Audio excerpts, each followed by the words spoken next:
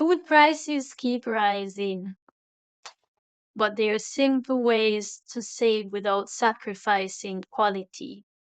Today, I'll show you practical strategies to cut your grocery bill, reduce waste, and make your food budget go further. First step, plan before you shop. Start with a weekly meal plan. Check what you already have in your fridge, freezer, and pantry. Build your shopping list around those ingredients. Planning prevents impulse buys and reduces food waste. Second step, buy in bulk. Bulk buying saves money on staples like rice, pasta, oats, beans, and frozen vegetables. But avoid bulk for items that spoil quickly unless you can freeze them. Always compare unit prices. Bigger isn't always cheaper. 3. Choose store brands. Store brands often come from the same manufacturers as name brands. The quality is usually identical. Switching even half your basket can cut your bill by 20 to 30%. 4. Shop seasonal produce. Seasonal fruits and vegetables are cheaper, fresher, and taste better. When something is out of season, switch to frozen. It's just as nutritious and often much cheaper. 5. Compare prices across stores. Different stores have different strengths. One might be cheaper for produce, another for meat, another for pantry items. Use flyers or apps to check weekly deals and plan your route. I have access to more than one stores. I have Aldi, Waitrose, Tesco, online shopping, Sainsbury. But I find that Aldi is very good for meat, and Sainsbury is good for everything else, and Waitrose is very, very expensive. Yeah, so you go and shop, compare prices across stores. Next, use loyalty cards and cashback apps. Loyalty cards unlock exclusive discounts. Sainsbury is very good for this. Sainsbury put up 2 different prices, and if you have your loyalty card, you can pay the price that you see shown. So it's a big discount at the end of checking out.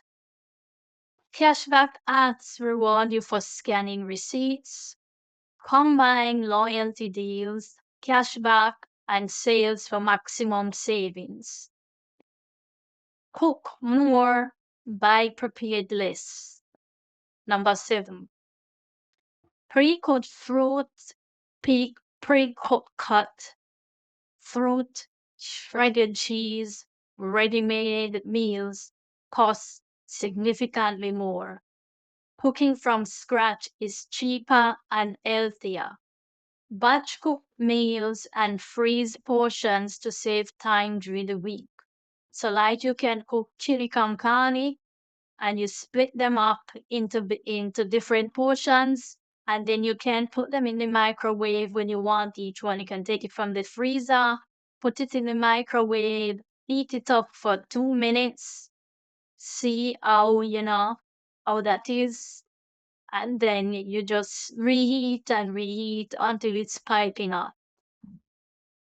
So that's one of them. Next, you reduce your meat consumption. Meat is usually the most expensive part of the grocery bill. When I go to Aldi, I buy meat. I don't buy a lot of anything else, and the bill is high. But Aldi is tends to be cheaper. Like you can get a pack of chicken drumstick that has like 10 drumsticks in it. For that, you can do batch cooking because you can cook them all at once, then separate them into twos and put them in the freezer, and then use the same microwave method to reheat them up. Yeah. So try one or two vegetarian meals per week. Use meat as an ingredient and not the main focus. So try, beans and other things that you can mix with meat that you have. And so you don't use all the meat. You can use even one chicken leg and beans and vegetables and put some potato in it. Like if you're doing a curry, you put potato in the curry. So that is really good. Next, you don't shop when you're hungry. So number 9, don't shop when you're hungry. When I'm hungry and I go out into the shops, I would buy everything. I buy things that I don't really need, and so I end up spending more money. So it's best to have breakfast or eat something really small before you go into the shop. You do not want to shop hungry because be assured you will buy more, you will spend more money, and then your bill will go through the roof, your grocery bill, and ultimately your household budget. So don't shop hungry. Next, number 10, use leftovers strategy. Leftovers means you plan at least one meal each week that use leftover. So you could have leftover potatoes. You can fry these potatoes nicely. You can even put them in like one of your so you can fry the potatoes. You can put potatoes in those air fryer and it give nice crispy potato. And you can do something like a omelet and I heat it with that. That's leftover. You can use leftover rice. I have some leftover rice recipe on my channel. I eat what I cook. And you can use those to make snacks, nice snacks. Or you can mix the leftover rice with vegetables that you can eat again. Just add some beans to that vegetable, add extra vegetables to it, and there you have a meal. So you're using your leftovers. Track your spending. Keep a simple grocery tracker. Identify where you overspend. If you overspend on snacks, drinks, or food of convenience, set a realistic budget and adjust it as needed.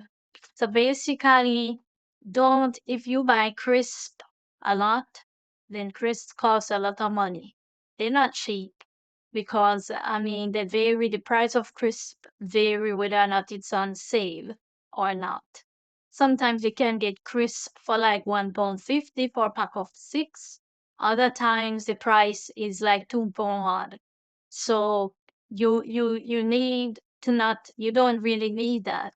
Chocolate bars can be very expensive. So I buy the brand that I like the best is the Lindt, LINTD.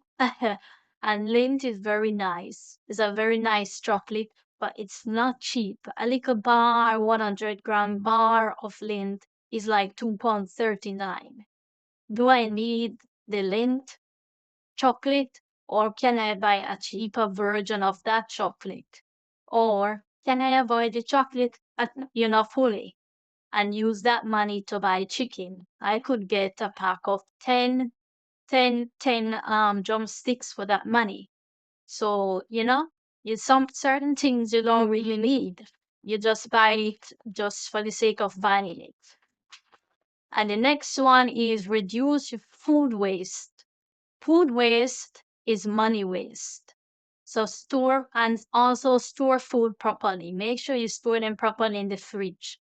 Make sure when you get home, you put the meat in the fridge straight away. You don't leave it hanging around so that it spoils. Make sure you cook rice that is seasoned.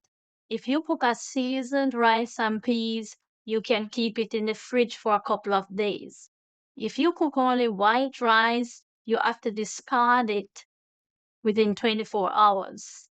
Otherwise, bacteria grow on it. Yeah?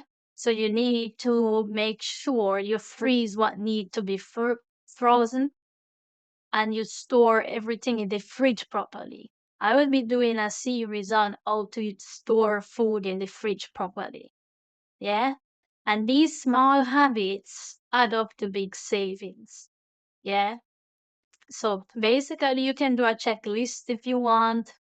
You don't have to, but if you want, you can do a checklist. So, in conclusion, I would say if you spend less money, if you avoid eating out and cook at home, if you avoid shopping when you're hungry, you will save a lot of money because you won't do impulse buying. If you only buy the things that help give you some nutrients, that's better than buying snacks like crisps or chocolate. You could even buy cocoa powder and make chocolate your own chocolate tea I mean chocolate drink, rather than go out and buy, a container of chocolate. So a lot of things you can do yourself. You don't even have to buy French fries. You can buy potato.